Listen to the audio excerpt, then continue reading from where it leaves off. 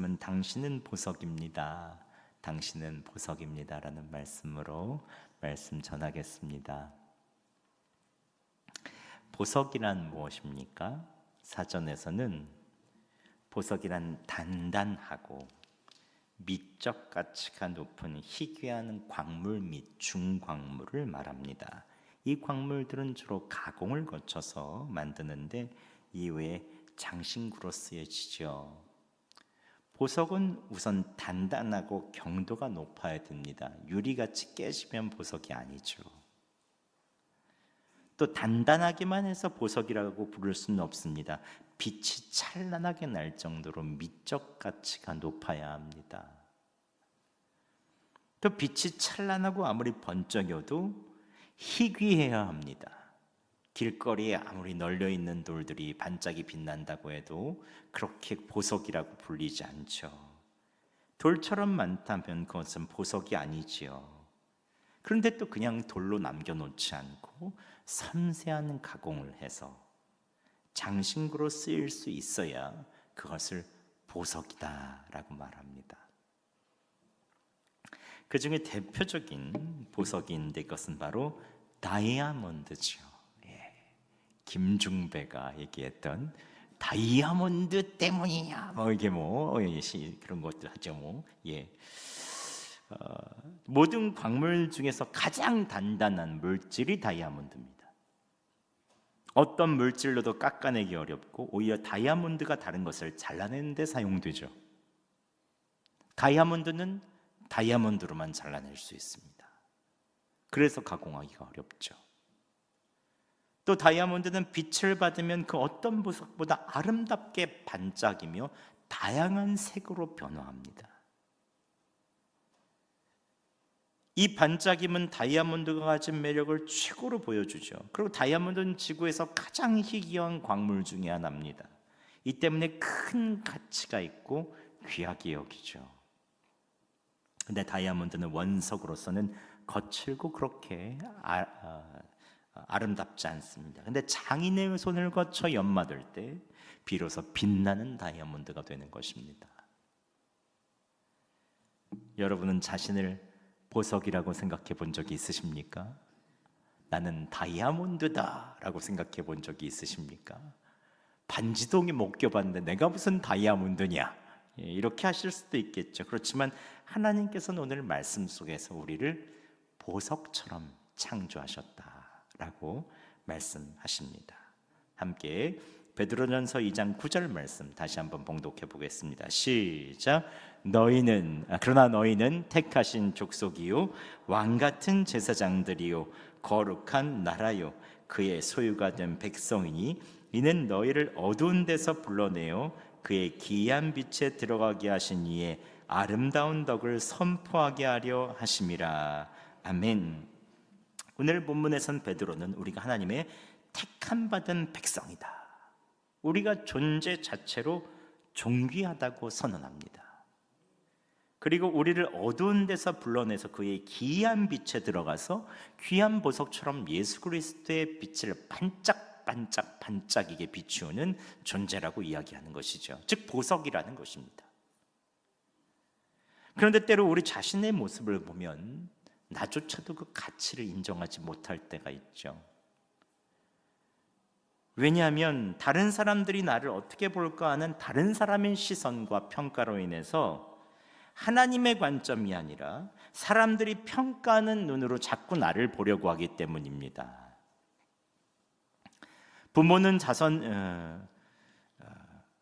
자녀를 위해서 최선을 다하죠. 근데 자녀가 기대만큼 자라주지 못할 때 내가 정말로 좋은 부모가 맞을까라는 생각들이 들죠. 또 부부 사이의 대화가 단절되고 갈등이 반복되면 배우자가 나를 더 이상 사랑하지 않는 것 같은 마음이 들 때 내가 정말로 소중한 존재인가 라는 생각이 들죠. 내가 꿔다는 보릿자루 같진 않을까? 남자들은 내가 돈만 버는 기계는 아닌가? 이런 생각이 들 때가 있습니다. 아무도 나에게 대해서 관심을 가져주지 않을 것 같은 때가 있습니다. 경제적인 어려움으로 가정의 미래가 불안할 때, 가장으로서 생활비와 자녀의 교육비를 감당하기 어려울 때 우리 가족들이 어떻게 살아갈 수 있을까 하는 두려움이 몰려들면 내 모습 자체를 의심하게 되죠. 삶의 여러 가지 어려움들과 고난 속에서 내가 우리 가족 가운데 정말로 소중한 사람일까? 누가 나를 소중하게 여겨줄까? 이런 생각들이 들 때가 있습니다. 우리는 근데 일터에서도 마찬가지죠. 열심히 일했지만 그만큼의 수입이 없을 때 내 능력이나 내 모습을 보면 초라해 보일 때가 있죠. 내가 무슨 보석이냐? 길가에 거기 바람에 휩쓸던 비닐봉지만도 못한 것 같은 초라한 것 같은 마음이 들죠. 직장인들은 프로젝트를 위해 밤낮 없이 노력했지만 다른 동료가 승진할 때 내 가치가 무시당하는 것 같은 좌절이 찾아오죠. 업무 실수를 자로 저질러서 동료들의 신뢰를 잃었을 때 내가 정말로 이 일에 재능이 있나? 계속할 수 있는 자격이 있나? 라는 큰 낙심에 빠질 때도 있죠. 심지어 회사의 구조조정 소식에 들려올 때 내가 해고되면 어떻게 하지라는 불안감이 밀려올 때 내가 진짜 소중하고 존귀한 존재인지 나 스스로도 의심이 될 때가 있습니다. 오늘 베드로에 있는 이 서신을 받는 베드로의 서신을 받는 이 소아시아, 오늘날의 터키 지역에 흩어져 있던 성도들은 당시 로마 제국과 그리고 다른 종교를 가지고 있는 사람들 가운데 끊임없는 차별과 박해를 받고 있었습니다. 이들의 믿음 때문에 가족과 사회로부터 계속 외면당하고 고립되고 계속해서 너희는 뭐 하는 거냐 계속 얘기를 했죠. 신전에 있어서는 그곳에 신전 제의에 참여하고 거기에 있는 신전 창기들과 교합하고 이런 난잡한 일들을 해야 그 당시에 있어서에는 그 신전에 있어서의 신도로서 불림받는 것입니다. 근데 그것이 성적으로나 여러 가지 부분에 주님과 맞지 않고 또 이방신을 섬기는 거기 때문에 기독교인들은 그렇게 신전으로 가지 않았죠. 그러니까 기독교인으로 상업활동이 제한되거나 직장에서도 쫓겨나야 됐습니다. 계속되는 고난들은 늘어갔습니다. 정말 하나님께서 나를 사랑하시는가? 나를 귀하게 여기시는가? 소아시아에 있는 이 터키와 많은 이 지역에 있는 사람들을 의문을 품었죠. 무엇보다 성도들이 믿음 지키는 것 자체가 생존을 위협하는 일일 경우에 이런 현실에 직면했을 때 점점 안팎으로 그 갈등은 심해졌습니다. 내가 진짜 존귀한 사람이 맞는가? 하나님이 나를 존귀하게 여기시는가? 사람들이 나를 이렇게 취급하는데 나는 정말로 이 세상에 살아갈 존재인가? 이런 것부터 심각하게 자기의 정체성의 문제가 왔죠. 그런데 오늘 하나님께서는 사도 베드로를 통해서 명확히 이야기해 주시는 것입니다. 너희는 택하신 족속이다. 왕 같은 제사장들이다. 나의 거룩한 나라다. 나의 소유된 백성이다. 즉 하나님의 보석과 같은 존재, 존귀한 존재라고 말씀해 주시는 것입니다. 하나님께서는 소아시아의 성도들에게 박해와 고난 속에서도 하나님의 선택을 받은 백성으로 그 정체성을 지켜주고 싶으시죠. 세상 모든 사람들이 너희를 보잘것없이 본다고 해서 나는 너희를 보석처럼 본다. 존귀하게 본다. 특별하게 본다. 예수님을 믿음으로 좌절과 절망, 두려움을 이 땅에서 겪지만 너희는 하나님 나라의 선택받은 존재다. 보석과 같은 정체성을 주시며 이 어려움을 이기게 해주고 싶으신 하나님의 마음이 이 한 구절에 담겨 있는 것입니다. 하나님께서는 오늘을 사는 우리들에게도 너희는 보석 같은 존재라고 말씀하시죠. 이 땅 위에 여러 가지 어려움들이 있고 아직 삶의 고난은 여전하고 육체적인 어려움들도 있고 자녀들에게 인정받지 못하는 그런 부모의 마음들도 있을 수도 있고 가족들도 아직까지 예수 그리스도를 믿는 것에 대해서 모르고 계속해서 몰이해와 그리고 내가 세상 가운데서 배타되는 것 같은 마음이 들지라도 하나님께서 너희는 택하신 족속이요 왕같은 제사장이요 거룩한 나라요 그의 소유한 백성이라고 말씀해 주시는 것입니다. 왜냐하면 하나님 나라에 우리에게 존귀한 자의 정체성을 주시고 이 땅에 있어서의 어려움과 유혹과 많은 일들을 너끈히 이겨나가는 믿음을 주고 싶으신 것입니다. 삶의 정체성을 주고 싶으신 것이죠. 내가 누구인지, 하나님 나라에 정말로 보석 같은 존재라는 것을 계속해서 알려주고 싶으신 것입니다. 하나님께서는 우리에게 보석과 같은 존귀한 사람이라는 정체성을 주시는 사랑의 하나님이십니다. 그렇다면 어떻게 하면 우리가 보석같이 존귀하고 소중한 존재로 이 세상 가운데 살아나갈 수 있을까요? 첫 번째는 나는 택함 받은 사람입니다 라고 하는 정체성이 있으셔야 합니다. 여러분, 보석의 가치는 어디에서 있을까요? 선택에서 시작됩니다. 오늘 본문은 우리에게 너희는 택하신 족속이다 라고 말하죠. 보석이 귀한 이유는 무수한 많은 돌 중에 너희는 귀하다 하면서 그 보석이 선택되었기 때문이죠. 마찬가지로 우리는 세상 속에서 하나님께 선택받은 존재입니다. 믿으십니까? 하나님께서 나를 선택하시는 내 능력이나 업적 때문이 아닙니다. 내 안에 있는 보석이신 예수 그리스도를 믿을 때 우리 마음에 들어오신 그 보석이신 예수 그리스도 때문이죠.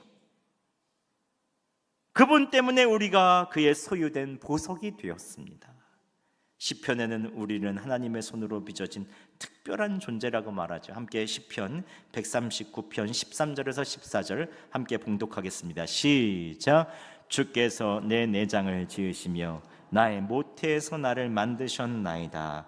내가 주께 감사함은 나를 지으심이 심히 기묘하심이라. 주께서 하시는 일이 기이함을 내 영혼이 잘 아나이다. 아멘. 하나님께서는 우리를 모태서부터 우리를 다 지어주셨습니다.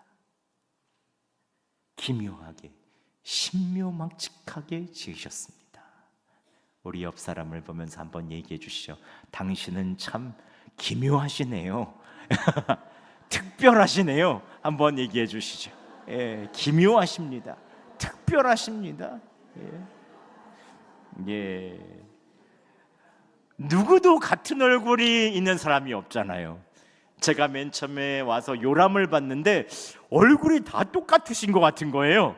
헤어스타일 다 똑같아요. 그래서 이걸 어떻게 구분을 하나 했는데 자세히 보니까 얼굴이 다 다르시더라고요. 예. 우리는 하나님께서 기묘하고 신묘막측한 존재로 지으셨죠. 인간은 외적인 모습이나 능력으로 평가받기 쉽지만 하나님께서는 우리 존재 자체를 특별하게 보십니다. 보석이 원석일 때는 그 빛을 알기 어렵잖아요. 근데 하나님께서 택하셨기 때문에 그 가치가 있는 것입니다. 여러분, 하나님의 눈으로 여러분을 바라보시기 바랍니다. 세상이 뭐라고 해도 여러분 흔들리지 마세요. 나 자신의 눈도 믿지 마세요. 나 자신의 눈으로 보면 나의 연약함과 나의 부족함은 천 개, 만 개, 억 개도 넘죠. 하지만 하나님의 눈으로 보면 우리는 완전한 걸작품입니다. 세상의 평가나 비교로 스스로를 낮추지 마세요. 이미 여러분을 소중한 보석으로 선택하셨습니다. 따라해 보겠습니다. 나는 하나님의 보석입니다. 나는 우리 집의 보석입니다. 나는 성동교회 다이아몬드입니다. 예, 얼마나 멋지십니까? 예, 신나셨습니다. 아주. 예, 제가 여러분 다이아몬드 보증서를 드릴 수 있습니다. 성경에서 그렇게 얘기하고 있지 않습니까? 여러분 당당하게 보석처럼 사시기 바랍니다. 예. 둘째, 여러분 나는 왕 같은 제사장입니다. 보석이라는 것을 알게 나는 왕 같은 제사장이라는 것을 알 필요가 있습니다. 왕 같은 제사장들은 무엇입니까? 하나님 앞에 왕처럼 존귀하며 하나님과 사람 사이에 중개자가 되는 제사장처럼 이어주는 역할을 맡았다는 것입니다. 보석은 단순히 이름 그냥 아름다운 물건이 아니라 이름만 그런 것이 아니라 특별한 목적과 상징을 지니고 있죠. 마찬가지로 우리의 삶에도 하나님께서 주신 특별한 목적과 사명이 있습니다. 우리는 하나님 앞에서 존귀한 존재일 뿐 아니라 이 땅에서 하나님과 사람을 연결시켜주는 존재죠. 우리가 왜 전도하는 것입니까? 하나님과 다른 사람들을 연결시켜주기 위해서 하는 것입니다. 우리는 연결자죠. 제사장이죠. 가정에서 믿지 않는 자녀들과 하나님을 연결시킵니다. 일터에서 믿지 않는 우리의 동료와 하나님을 연결시켜줍니다. 여러분이 가정에서 하나님과 연결시켜줘야 하는 사람은 누구입니까? 잘 연결이 안 된다고 포기하거나 중지한 사람도 있습니까? 그렇다면 여러분, 제사장이 하나님을 섬기듯 그분을 섬겨주시기 바랍니다. 절대로 포기하지 마세요. 여러분이 섬기고 이어주는 것은 여러분의 사명입니다. 내가 있는 자리에서 다른 사람들을 섬길 때 나는 오히려 하나님께서 왕처럼, 제사장처럼 우리를 만들어주시고 우리의 가치를 빛나게 하여 주시죠. 다시 또 따라해 보겠습니다. 나는 왕같은 제사장입니다. 나는 왕처럼 존귀합니다. 나는 누군가를 연결해주는 제사장입니다. 너무 많이 해서 이제는 따라하기를 포기하셨을 수 있지만 그래도 여러분이 한 가지만 기억하세요. 여러분이 하나님 나라의 보석입니다. 왕같은 제사장입니다. 마지막으로 여러분, 나는 세상의 빛을 비추는 보석이라는 것을 기억하시기 바랍니다. 다시 한번 베드로전서 2장 9절 말씀 봉독하겠습니다. 시작. 그러나 너희는 택하신 족속이요 왕같은 제사장들이요 거룩한 나라요 그의 소유가 된 백성이니 이는 너희를 어두운 데서 불러내어 그의 기이한 빛에 들어가게 하시니에 아름다운 덕을 선포하게 하려 하심이라. 아멘. 여기서 우리가 주목해야 될 것은 하나님께서 우리를 어두운 데서 불러내어 그의 기이한 빛에 들어가게 하셨다는 것입니다. 원석이 땅 속에 묻혀 있을 때는 빛을 발하지 못합니다. 그러나 발견되어서 연마되고 빛을 받을 때 비로소 보석의 아름다움이 드러나죠. 마찬가지로 하나님께서 우리를 죄와 어두움에서 불러내셨다는 사실을 여러분 기억하시기 바랍니다. 우리에 있어서인 죄된 습관, 우리에게 있어서 있는 과거의 상처, 우리에게 있어서는 더 이상 주님께 나아갈 수 없게 하는 많은 유혹들에서 주님께서는 구원하여 주셨고 우리를 비치신 예수님으로 말미암아 빛나게 하여 주신 것입니다.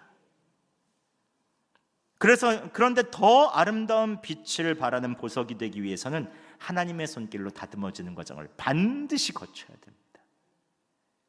이것을 우리는 인생의 연단이라고 하죠. 고난이라고 합니다. 이것을 지나지 않으면 우리가 빛나지 못하죠. 예수 그리스도의 겸손과 그 순종을 배우기까지 우리는 조금 더 고난 속에서 낮아져야 하고 고난 속에서 나의 죽음을 선포하고 내 안에 예수님이 살았다는 것을 고백하며 내 안에 예수님의 성품이 이루어지도록 나를 내어드려야 하는 것입니다. 그때까지 하나님께서는 기다리시며 마치 은이나 금을 연단하듯 우리를 계속 정결하게 닦고 다듬으시죠. 그때부터 우리는 예수 그리스도의 빛을 반사하는 보석과 같은 존재로 살 수 있는 것입니다. 고난의 순간에도 여러분 하나님의 손길을 신뢰하시기 바랍니다. 여러분을 만지시는 그 손길이 때로는 아플 수도 있습니다. 힘들 수도 있습니다. 하지만 그 손길을 통해서 여러분 안에 있는 예수 그리스도가 더 빛나게 될 것입니다. 과거의 실패와 상처, 이전의 죄의 습관 가운데 갇혀 있으면 땅 속에 있는 보석처럼 예수 그리스도의 빛을 발하기가 쉽지 않습니다. 그래서 여러분 빛을 발하시기 위해서 이전의 삶을 이제는 끝내고 예수 그리스도에게 다시 한번 방향을 돌려 회개하며 매일마다 나아가야 합니다. 그래서 사도 바울은 나는 날마다 죽노라 라고 이야기하죠. 그리고 내 안에 예수 그리스도의 사심을 선포하며 나아가는 것입니다. 여러분, 빛이신 예수님과 함께 동행하시기 바랍니다. 이미 어둠 속에서 건져내셨고 예수님께서 내 삶을 통하여 작은 친절과 사랑을 통해 예수님의 빛을 전하기를 원하십니다. 마태복음 5장 16절에 이렇게 말씀하십니다. 함께 봉독하겠습니다. 시작. 이같이 너희 빛이 사람 앞에 비치게 하여 그들로 너희 착한 행실을 보고 하늘에 계신 너희 아버지께 영광을 돌리게 하라. 아멘. 예수님께서는 우리가 세상을 비추는 그 보석과 같은 존재라고 말씀하시죠. 우리는 빛이 아닙니다. 우리는 예수님의 빛을 비추는 보석과 같은 존재죠. 여러분의 선한 행실과 사랑으로 예수님을 나타내시기 바랍니다. 하나님께 영광을 돌리시기 바랍니다. 이번 한 주 여러분을 통하여 하나님께서 영광 받아 주실 것입니다. 여러분은 보석임을 이제 믿으십니까? 하나님 나라의 보석임을 믿으십니까? 몇 캐럿 정도 되세요? 1캐럿? 예.